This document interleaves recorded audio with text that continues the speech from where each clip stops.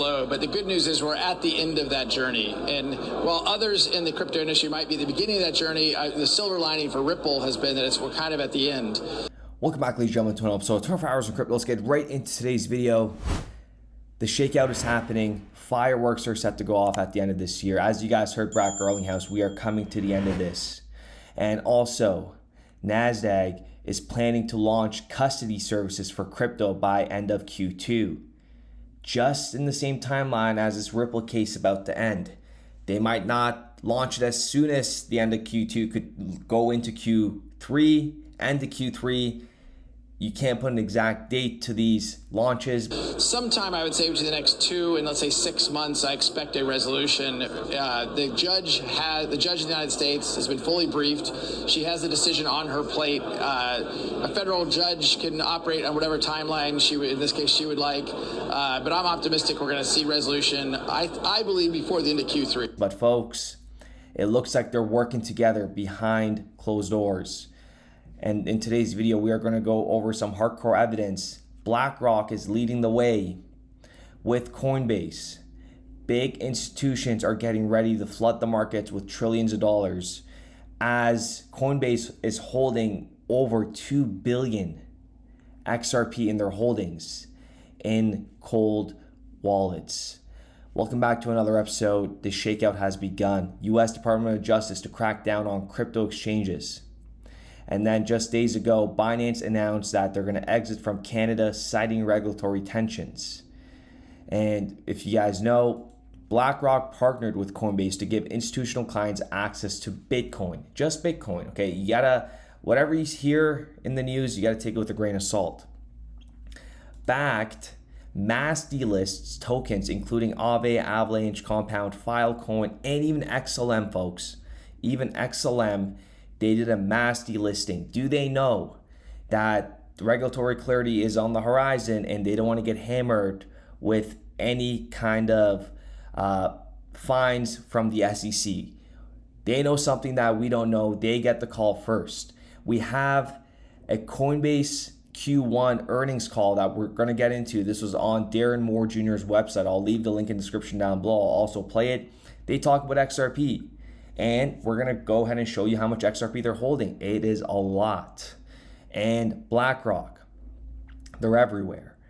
BlackRock owns 5% of Bakkt, folks.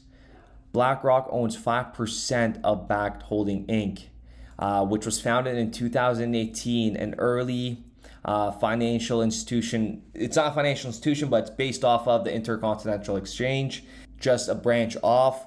And they're in it with Coinbase holding what could potentially be XRP for NASDAQ to hold custody, for other institutions that they have contracts with to give that out once regulatory clarity is given for XRP. We all know XRP is not a security. It will not be deemed as a security, and that is a fact. But take a look at all the XRP they're holding. We have 40 million, 39 million across the board. And then we have 30 million. We have a bunch of 17.8 million cold wallets.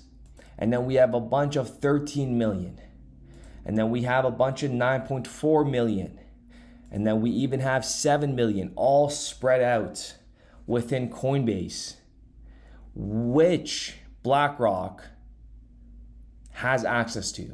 Okay, in silence, they know exactly what's going to happen when the floodgates open. And they even go, if you just keep going down the list, there's even a few that just have under 1 million. There's a lot that Coinbase is holding, folks, a lot of XRP. And take a listen to their earning call, which they just did. I'll leave the link in the description down below. There's the full video there, so take a listen to this. With Ripple and the XRP, case, do you think that will have any precedent, or how will that will that provide any clarity on the regulatory front? Thank you. Yeah, maybe I can Sorry. Yeah, Paul, I'll share a quick thought and then turn it over to you. I mean, On the timing of legislation, obviously we can't predict anything like that exactly, but I don't want to reveal something sensitive that may be being worked on over there. But there are various parties that have a real motivation to help get that clear rule book in the U.S. through new legislation, and we're certainly supportive of seeing that. Did you guys hear that part? I don't want to reveal something sensitive that's being worked over there. So there's stuff going on, folks. There's stuff going on. Happen. Yeah, Paul, go ahead and jump in. Just want to underscore that, as you pointed out earlier, Brian, we're seeing draft legislation not only here in the United States coming together largely on a bipartisan basis and hopefully moving forward in the coming quarter, but also outside the United States, we're seeing the UK and other jurisdictions move on and move ahead with their own legislative proposals and initiatives. So while no timeline is certain, it certainly appears that we're seeing progress in legislation, not just in the United States, but in jurisdictions all over the world. Jurisdictions all over the world, ladies and gentlemen, coming together. And Coinbase has been weighing in on UAE as a potential international hub. We know that Ripple is massive in the UAE and they're ranked number 1. I was in the Middle East last fall and we were meeting with customers. I have one of the Ripple team members who's based there. It's really early in the morning. My time zones are all screwed up. We're meeting the CEO of a payments company. And, but the employee from Team Ripple says, well, why don't you give an update on what's going on at Ripple? And I start talking about the SEC. And after the meeting, he very delicately says to me, no one gives a shit.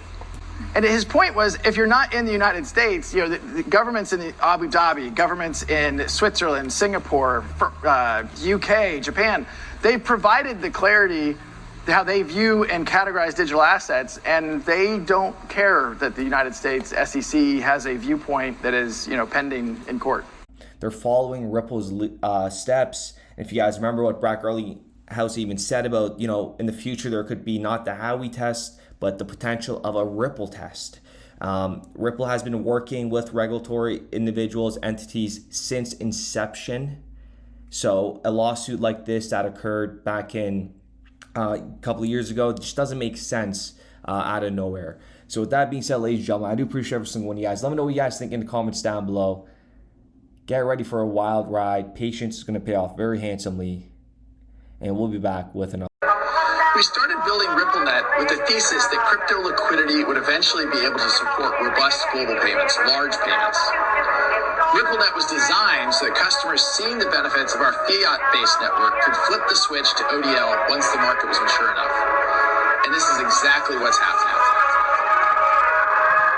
Flip the switch.